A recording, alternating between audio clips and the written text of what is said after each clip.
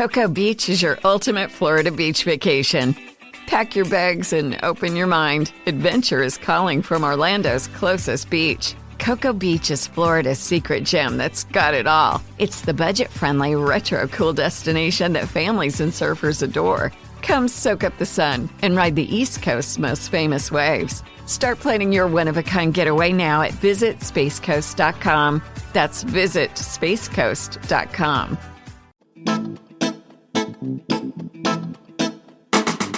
Hello and welcome to History for Weirdos. We're your hosts, Andrew and Stephanie. And each week, we're going to take you on a journey into the strange, obscure, and relentlessly entertaining corners of human history. Now listen up, friends, because it's about to get weird.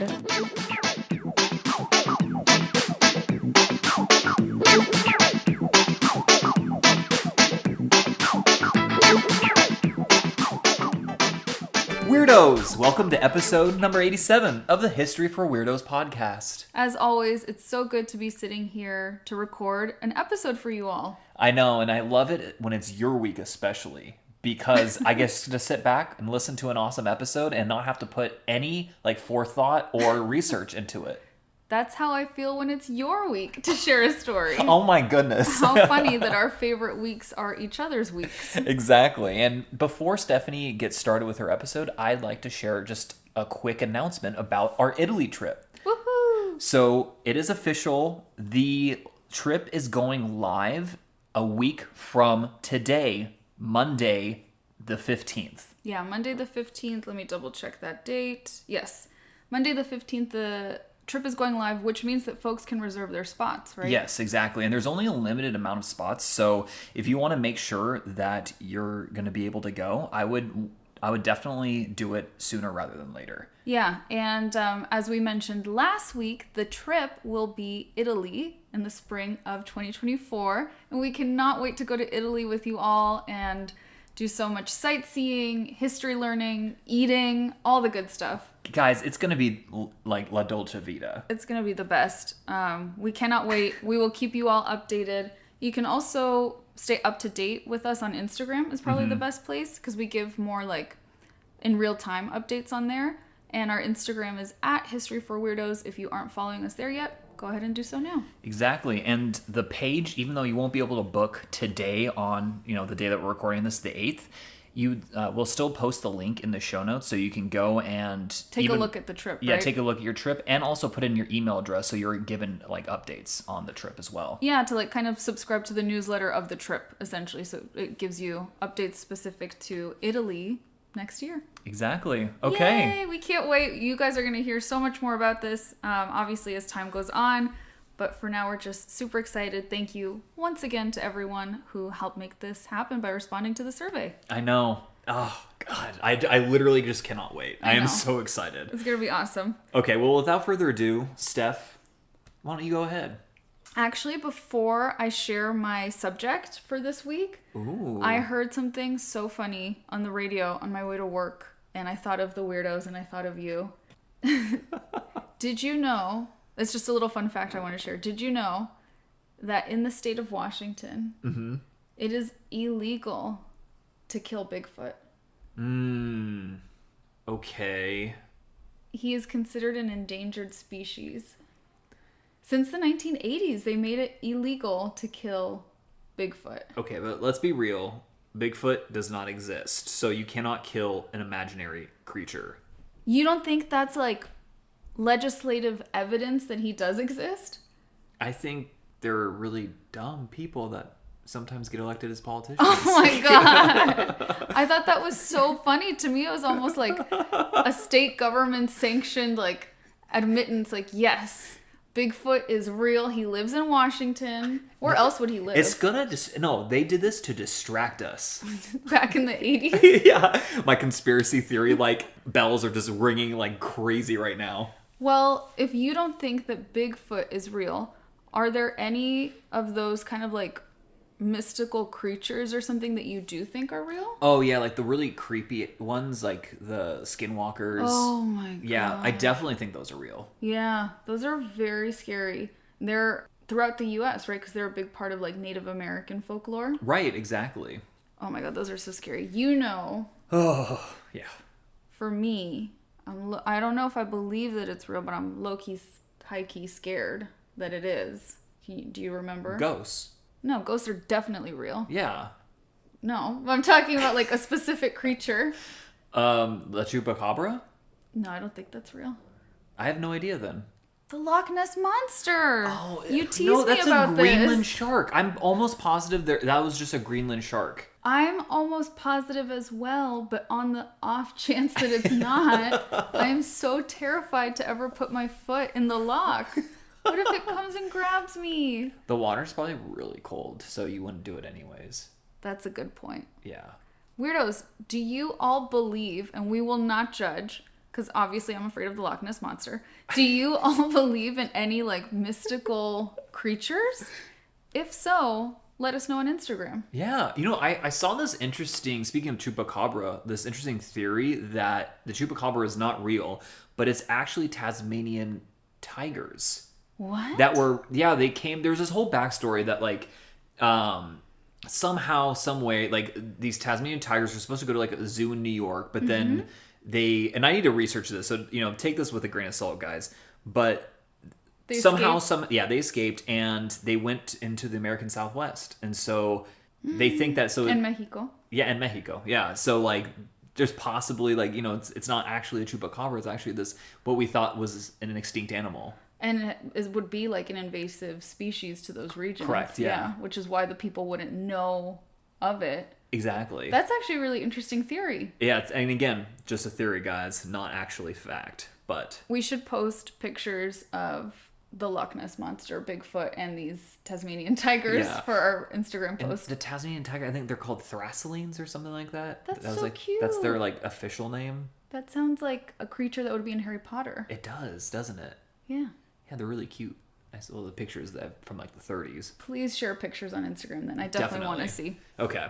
Well, thank you all for going down that rabbit hole with me. I know. This conversation has absolutely nothing to do with today's subject. Oh, I love it then. Yeah, total just tangent. Heard it on the radio, made me think of the Weirdos. I'm glad you shared. Thank you. I really am.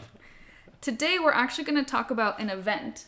Ooh, I like events. And this event happened over 100 years ago, and it still has people scratching their heads. Oh, that's good. It's considered to be an astronomical cold case. Okay. Yeah. I'm excited to dive into this mystery with you all, and I'm going to just jump right in. Do it. At around 7:17 a.m.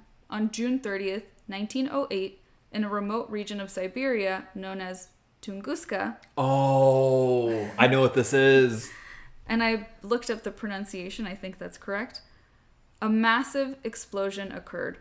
The explosion flattened approximately 18 million trees Oh my god. and completely cleared an area of about 800 square miles. That would be 2,100 square kilometers. And it also left no impact crater, which is an important detail. I know, this is one of the strangest things I've ever like heard about. I knew you'd be into this. I love these things. Yes. This explosion, known as the Tunguska event, went completely unsolved for many years. It's still kind of technically unsolved. There are pretty good theories that I'll get into later, but there's no concrete answer. Right. It's estimated that the impact of this event could have completely destroyed a large metropolitan area. But thankfully, as I mentioned, it happened in one of the most remote parts of the most like desolate regions of Russia. Know. Thank God. Imagine if this like happened above like a major city, like millions of people could have died. Yes. Yeah, definitely. Eyewitnesses reported a fireball followed by trembling ground and hot winds, the winds that would have been strong enough to knock over humans. Mm-hmm. Seismographs in Western Europe recorded seismic waves from the blast all the way in Western Europe. Oh, wow. The blast was visible, and I'm saying blast, but again, like just this kind of explosion thing. We don't know exactly what went down. It was visible from about 500 miles or 800 kilometers away. After this impact event, Siberia and parts of Europe experienced abnormally bright nighttime skies for multiple nights. Multiple nights? Yeah. Wow. Okay. Isn't that so strange? That is so weird. So it's kind of like the aurora borealis or something like that, maybe? Maybe not really. Just something similar? It was just brighter. So the aurora borealis, if I'm thinking correctly, it's those beautiful kind of like waves of colors, right? Yeah. This is just brightness. Like it wasn't as dark as normal. Oh, that's weird.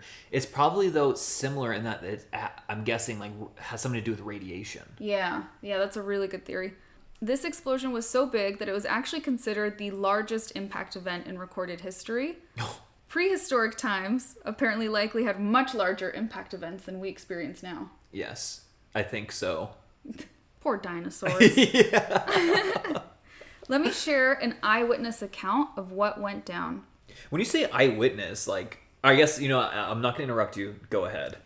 Thanks, love.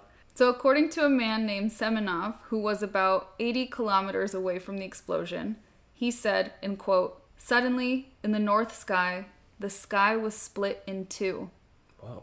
And high above the forest, the whole northern part of the sky appeared to be covered with fire. At that moment, there was a bang in the sky and a mighty crash. The crash was followed by a noise like stones falling from the sky or guns firing. The earth trembled." End quote. Oh my god. That's even hard to picture in my mind. Like, that doesn't clear up anything for me. No, not at all. It makes it sound way more confusing. Yeah. Were you going to ask, what does eyewitness mean? Yeah, I was going to say, like, eyewitness, if you... This is the closest folks were... Like, that's roughly 80 kilometers, like, roughly... 60 kilometers. Oh, 60 kilometers? Mm-hmm. Oh, wow. It's, like, roughly 40 miles? Yes. Roughly? Those are the folks that are the closest. Wow. Mm-hmm. Yeah, in general, multiple, reports from varying differences describe dense clouds that formed over the region at high altitudes.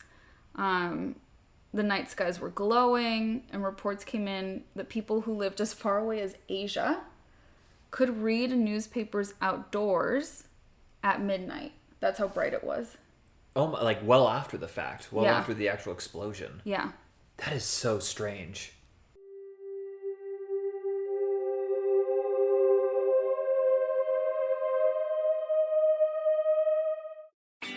Cocoa Beach is your ultimate Florida beach vacation. Pack your bags and open your mind. Adventure is calling from Orlando's closest beach. Cocoa Beach is Florida's secret gem that's got it all. It's the budget-friendly, retro-cool destination that families and surfers adore. Come soak up the sun and ride the East Coast's most famous waves. Start planning your one-of-a-kind getaway now at visitspacecoast.com. That's visitspacecoast.com. We all know a guy who only occasionally shaves for big occasions, and it's because that occasional shave really hurts. It's the time of year for big occasions, and yet there he is, suffering with that cheap drugstore razor. Let's help him out. Henson Shaving's line of razors, built with aerospace precision, deliver a smooth shave your dad, brother, and even son can enjoy, eventually. With replacement blades just 10 cents each, you'll buy it once, and they'll use it for life. How's that for the perfect gift? Celebrate with 100 free blades on your first purchase, and no subscription headaches. HensonShaving.com/holiday.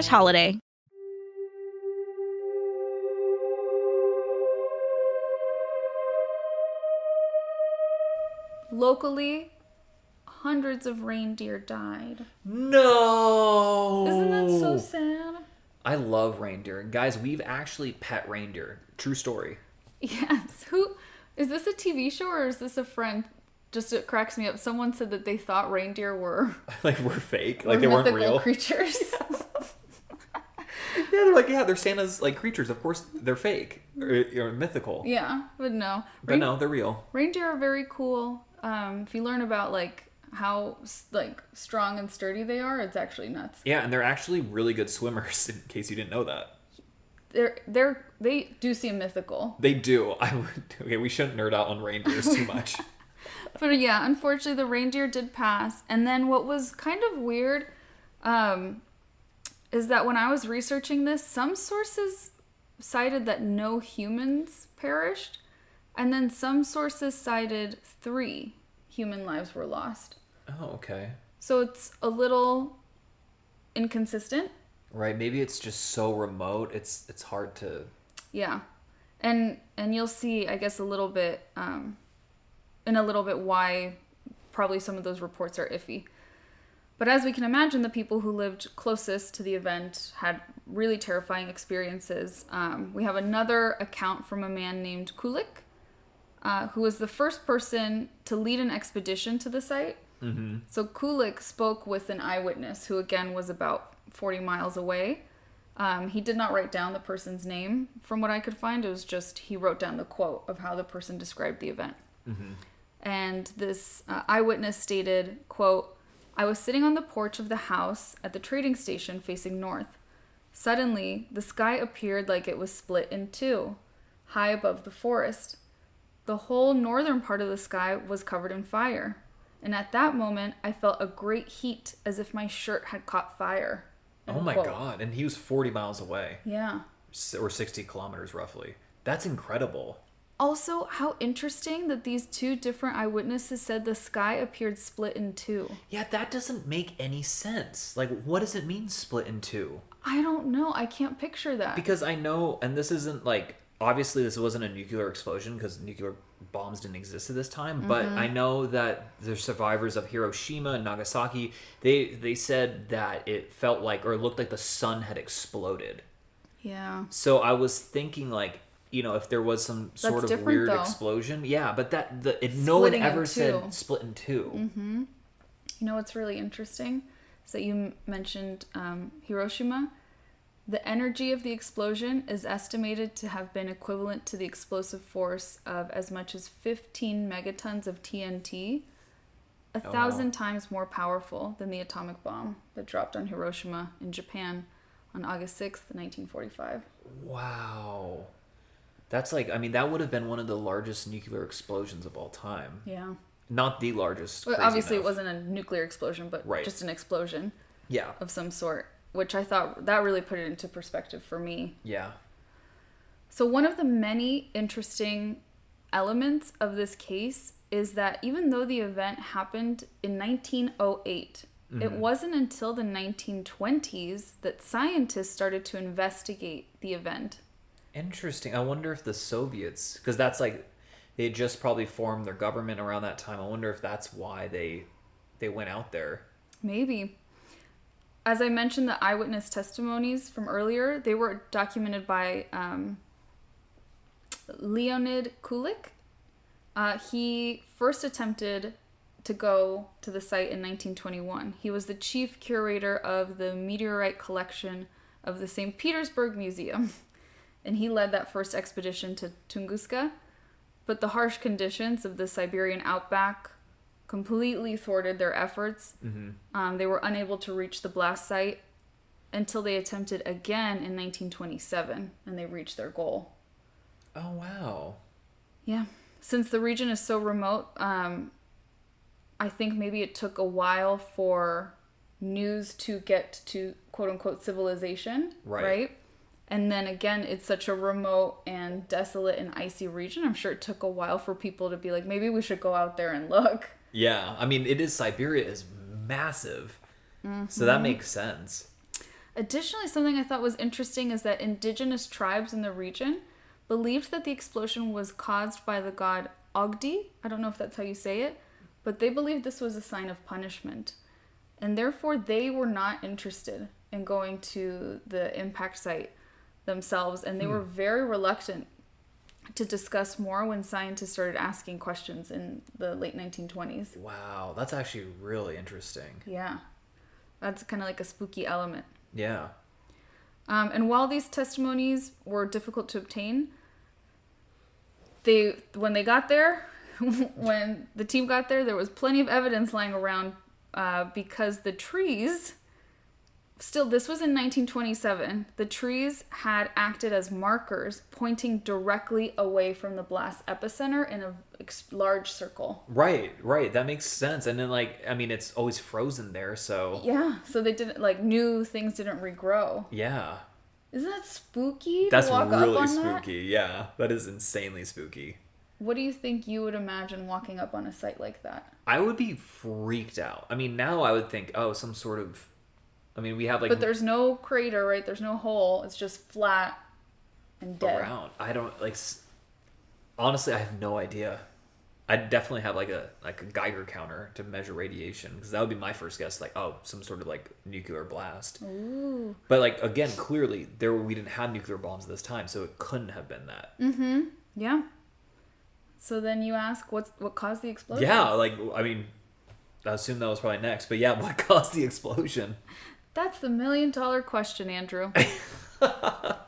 Even today, scientists have not reached a total consensus as to what occurred on June 30th, 1908. One interesting theory, it's not the most prevalent theory, but it's one of them, is that a small piece of antimatter struck the Earth and it made contact with regular matter, which was unstable, and created an explosion. Wow. Oh my God. I had to look up. I googled what is antimatter, and I did research, and so I'm going to share with you all what antimatter is, because I kind of like, I've heard of it, but to me, as silly as this may sound, it still sounds very sci-fi-y. Right. To say antimatter. Yeah. And it sounds very elusive, so I wanted to investigate a little further. I genuinely thought it was something that was like, just like you mentioned, not exactly sci-fi, but more of like theoretical. Thank you. Yeah. That's what I thought too, but no, this is very legitimate. So as we know, everything in the world around us is made up of tiny particles called atoms. Oh. Little guys. And then atoms are made up of even tinier particles. Protons, neutrons, electrons. Man, this is like elementary school, like science again. Yes, exactly. I love it. I don't think I learned this in elementary school, maybe middle school. Do you know that like electrons, protons, and neutrons are made up of even tinier particles called quarks? Little quarks, yeah. Yeah. Yeah. What a throwback. What a throwback, yeah. So for every particle, there is an opposite version of it called an antiparticle. Oh my God. Which, do you want to know what I thought of when I was doing this research? Please. There's like a theme or a story arc in Fairly Odd Parents. Oh my God, yes. Where there's the anti-fairies. I don't remember them. There's like the evil versions of like Cosmo and Wanda, or like the opposite versions. Oh yes, I do remember that. Cosmo's anti-fairy is like super smart and snooty. Oh my God, yes, I remember that. Yeah, so I thought of the anti-fairies from Fairly Odd Parents. Hopefully the millennials listening get a kick out of that. So for every proton, there's an antiproton. Right. Every electron, anti-electron, and which is called a positron. So the thing about antiparticles is that they have the same mass as their counterparts, but they have an opposite charge. So for example, an antiproton has a negative charge while a proton has a positive charge. Right. Okay? So they're opposites, but they weigh the same. So when a particle and its antiparticle meet, they annihilate each other. So they like absolutely hate each other. They literally annihilate each other and release a ton of energy in the process. This is where things get really interesting. Scientists think that if we could harness this process, we could create limitless energy. Oh my God. But the thing is, antimatter is hard to create and it's hard to store because it's unstable. So we're not there yet. Yeah. I'm not surprised. Naturally occurring examples of antimatter in our world, because again, I thought this was maybe kind of not real, but it is. Antimatter exists in lightning. Oh, whoa. That's pretty cool. Yeah. It's not like all of lightning, but it exists within lightning. Cosmic rays. Okay, that makes sense. Black holes. Also makes sense. And potassium decay in bananas. Are you serious? Yeah, so as your bananas go brown, there's little antimatter coming out. But why isn't it causing like massive explosions then? I don't know. I'm not a scientist. But I thought that was so funny. That's like, okay, black holes, cosmic, bananas. Yeah, cosmic radiation, bananas. Yeah. I have no idea. But there was even a little like chart and stuff showing the antimatter. Yeah. And bananas were on them, okay? I didn't make this up. It literally sounds like you did. So when you think about everything I just described, like what happens when antimatter and matter meet and they annihilate each other, it really does sound like a good theory. Right. That sounds like a really good theory, Yeah, actually. for the Tunguska event. You know what? That's interesting. It kind of is like a nuclear explosion. Instead of like splitting an atom, Kind of is. you kind of have like two annihilating each other. Yes, they come together and boom. Yeah. But for now, antimatter, we're not harnessing it to make limitless energy yet. It remains a really cool scientific curiosity that we're all still trying to understand better. Right. And bananas have it, so there you go. I know. Actually, while we're on the subject of nuclear explosions, I'm on a roll. But, I thought you were going to say bananas. Go on. Yeah, no, not bananas. No, just fun fact, my grandmother, I think I might have mentioned this even in a previous episode. My grandmother has seen multiple nuclear explosions. That she has. While she was like kind of stationed as a nurse, like when she was in her 20s, like in Nevada, in Nevada, right? Yeah, in the desert.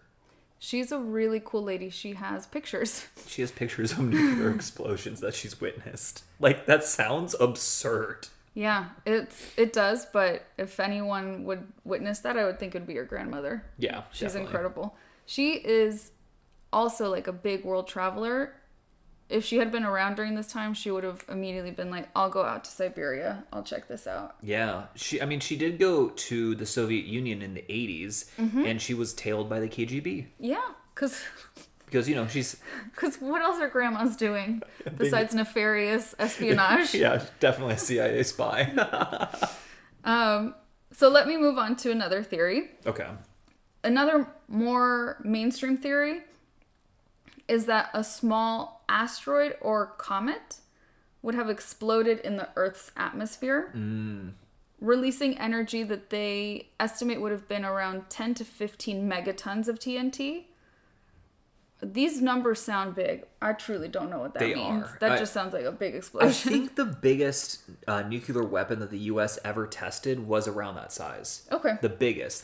I know for a fact the biggest nuclear weapon tested ever, period, was 50 megatons, 50. Wow, that's... It's called the Tsar Bomba. Oh my god. Of course it was. Yeah. Some research think that whatever exploded may have been made of a more volatile substance, like methane or hydrogen. Because they're thinking like a regular asteroid or comet would not have caused such a powerful explosion. Right. But the scientists who really prefer this theory are still debating what type of body caused the event. Again, like, was this an asteroid? Was this a comet? Was this a meteor? If so, they're still debating what was it made of. And lastly, how big would it have been? There's still so many variables they do not know. Right. Even amongst this theory, which seems to be the most popular. And then, of course, there's always the possibility of aliens. My favorite. But I've only seen this theory discussed on Reddit, so I don't think it's the most scientific. I wouldn't think it was the most scientific, no. But someone on Reddit shared that they believed that like a comet or an asteroid was going to hit the Earth, and then aliens like blasted it for us, and that's why we couldn't find the asteroid or the comet. That's an oddball theory. Yeah. I hope that person's, living their best life. So I also saw on Reddit, and yes, I was on Reddit. This type of event really takes you down a Reddit rabbit hole. I can imagine. But I saw kind of a fun theory that is so silly, but I still wanted to share it. The theory is that the explosion was actually due to Nikola Tesla. Okay, I gotta hear this. Folks believe he was testing one of his inventions. This invention was true. His theory for it was an invention that would allow for the wireless transformation of energy over large distances, which he was actively testing out around the time of the Tunguska event. Wow. So folks speculate that once he heard about what happened, he ceased testing and dismantled the equipment because he thought it was because of him. I mean, he would have died.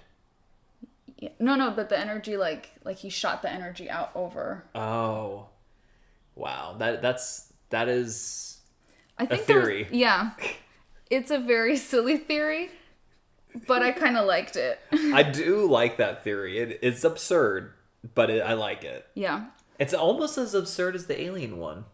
Yeah, I'd say they're neck and neck for the most absurd theory here. Oh, can I posit a theory? Of course. Okay, so there's... I'm going to sound insane, but it could have been a rogue, like, microscopic black hole that entered our atmosphere and then immediately just went That would kind of imploded align on itself. That would kind of align with the antimatter theory. Yeah. But I wonder if even a really small black hole would cause even more damage. Maybe. Because it would have a ton of antimatter in it. Yes, because they're so insanely dense. Yeah. Yeah, it would have to be like so like infinitesimally small. Right. That like And but so you again, think it would have entered the Earth's like atmosphere? Yeah, it would have entered the Earth's atmosphere and then like gotten, I don't know, done with Disintegrated a little bit? Yeah, and then did what black holes did and then went like a little mini supernova or something. Or no, stars do supernovas. Yeah. I don't know. Exploded somehow. I'm a scientist. Yeah. This is not our area of expertise by any means. Clearly. But it's really interesting to learn about. It is, yeah. And to guess and to research, because to be honest, like even some of the most brilliant minds still don't know. A lot of things are theoretical. Right. That's so interesting. Yeah. And I know you love black holes. I love space. Like, guys, I nerd out about history, obviously. But I also nerd out hardcore about space, too. Like, yes. Late night, like, Stephanie will be, like, watching me, like, look at videos about black holes and be like, if this came into our atmosphere, our entire world would be, like, disintegrated. And I was like, that's so cool. It's such a lovely thing to watch before going to sleep. All the different ways that the Earth is doomed. Yeah. That's so fun. It's so much fun. Well, kind of on that note, actually, my next question when researching this was, have there been any other events? Like Tunguska? That's a good question. The answer is yes. I did not know that. Okay, tell me more. There have been several similar events, but none quite as dramatic as Tunguska. In 2013, for example, a meteor, we know it was a meteor, exploded over Chelyabinsk. I don't know if I said that right. I didn't look up that one. I'm sorry. Chelyabinsk, yeah, Russia. Oh, another Russia. Again, Russia. Interesting, right? Interesting, yeah. Injuring over 1,000 people. Oh, boy. And damaging thousands of buildings. And just last year, a small asteroid exploded over the Pacific Ocean, releasing energy equivalent to 5 to 10 kilotons of TNT. Okay, so that's much smaller. Much smaller. Fortunately, it happened just out in the middle of the Pacific Ocean. There was no civilization nearby, and Right. it caused zero damage. Okay, that's good. But it's really scary to think about how something like this could happen again. Right, like what if it happened over a city? Yes, exactly. That's terrifying. That's what a lot of scientists have been wondering. So there are actually several efforts underway to detect and track potentially dangerous asteroids and comets, at least since that's what we understand the most. Again, I don't know what they're doing about antimatter and black holes and things like that. I don't think there's much we could do. Yeah. NASA has a program called the Planetary Defense Coordination Office. That's so cool. That sounds like Halo stuff. It sounds so cute for some reason to me. They are tasked with identifying potential impact threats and developing strategies to mitigate those threats. That's a really cool job, right? That's really cool, yeah. There are also private companies. One is called Planetary Resources, and one is called Deep Space Industries. Those sound fake. That sounds literally out of science fiction. But they're real. And they are working on asteroid mining and exploration. And in general, their research isn't as focused on defense, but it could help us better understand the composition of the objects and how to deal with them if they were to pose a threat. Yeah.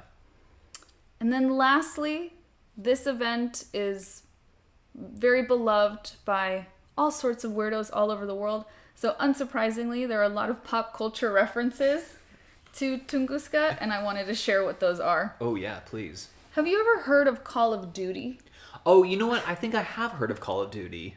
Well, it features a level in the game Call of Duty. I don't know if there's many. There's a lot of Call of Duty games. Ugh. That's really weird.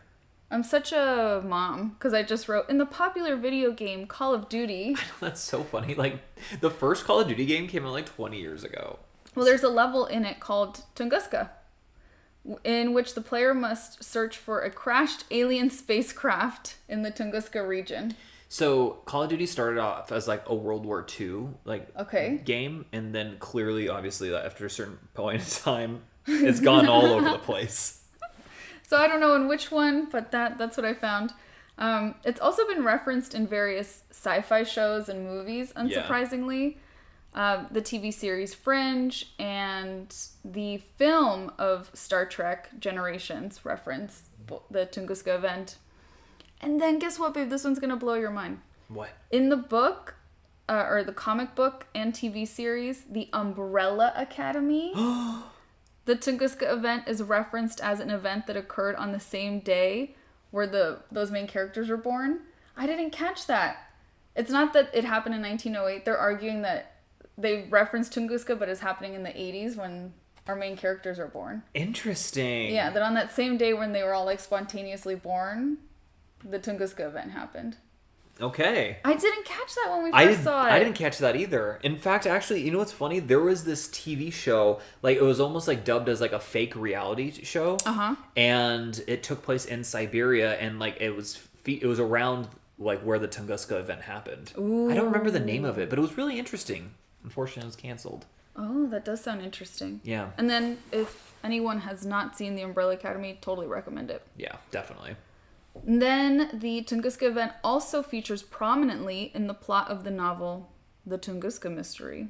Oh. By Vladimir Rubstov, which explores the various theories and hypotheses surrounding the event in case anyone is interested in learning more.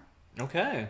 As we can see, this event has captured the imagination of creatives across genres, and its mystery just inspires us to this day.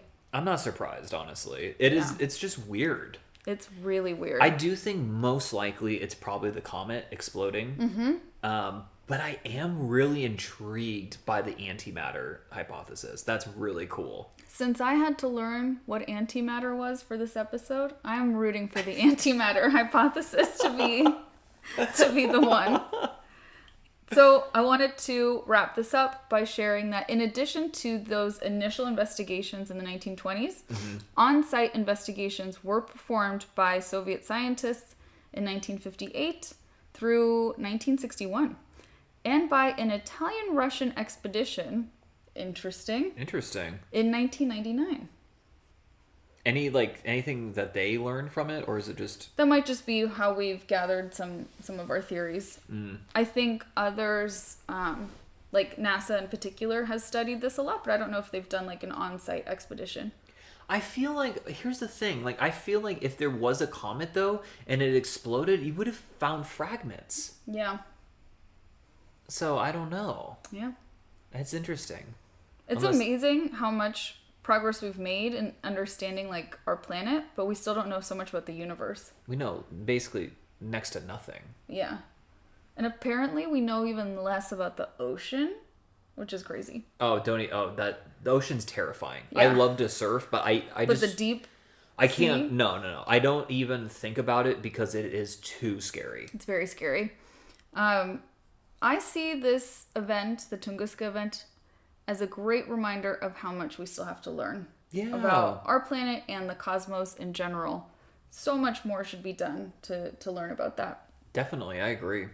And then while researching this episode, I personally felt a teeny bit freaked out about another Tunguska happening in our lifetime. So I'm going to end the episode with a somewhat uplifting statement from Don Yeomans, manager of the Near Earth Object Office at NASA. Okay, very cool. Yeomans said, quote, "From a scientific point of view, I think about Tunguska all the time. Putting it all in perspective, however, the thought of another Tunguska does not keep me up at night." End quote. Okay, good. I need literally zero further explanation. I trust this guy. He works for NASA. Okay, we're good. He's not worried. I'm not worried. Yeah. Done. And my sources for this week were Britannica, Encyclopedia Britannica. Nice. Got a lot of information. They have multiple articles there. NASA's website actually has a lot of information. A really cool YouTube video that I recommend on a channel called Fascinating Horror. Oh, and very then, cool. yeah, they had a lot of cool stuff that I'm going to check out. And then last but not least, Wikipedia. Because what is History for Weirdos without that? Mm-hmm. Well, thank you so much. That was really interesting. I felt like I knew like a decent amount about Tunguska, but you definitely taught me a lot more. Oh, I'm so glad. Yeah, especially about the whole antimatter thing. I mean, honestly, just antimatter alone, I literally thought that was just a theoretical concept. But no, it's in bananas. It's like real. It's in bananas. Black holes and bananas. Black Holes and Bananas is a good band name. That's a great band name. Yes. Weirdos. Oh. Someone out there. Oh, maybe we should make a band. Oh, I don't think I have time. Thank you, though. Yeah, me neither. Well, Weirdos, that is it for this week. Thank you so much for listening. Thank you so much for listening, and you know what to do, guys. If you haven't already, please subscribe to this podcast wherever you listen, and then also follow us on History for Weirdos on the Instagram if you have not already done so. Yeah. Thank you so much, Weirdos. Until next time. Adios.